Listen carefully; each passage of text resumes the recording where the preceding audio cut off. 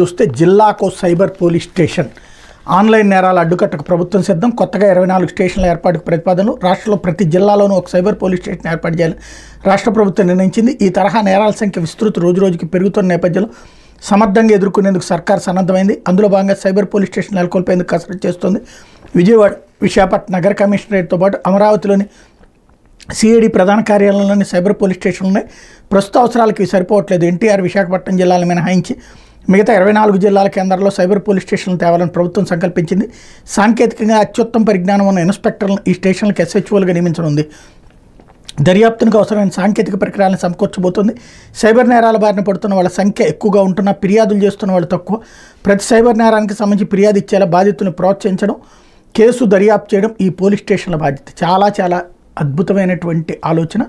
రాష్ట్ర ప్రభుత్వాన్ని విషయంలో అభినందించాలి. ఎక్కడికి వెళ్ళి చెప్పుకోవాలో తెలియదు, చెప్తే కంప్లైంట్ తీసుకుంటారో లేదో తెలియదు, మనకి న్యాయం జరుగుతుందో లేదో తెలియక చాలామంది సైబర్ బాధితులు పట్టించుకోవట్లేదు. ఇప్పుడు ఒక చక్కటి ఆలోచన చేశారు, అభినందించాలి.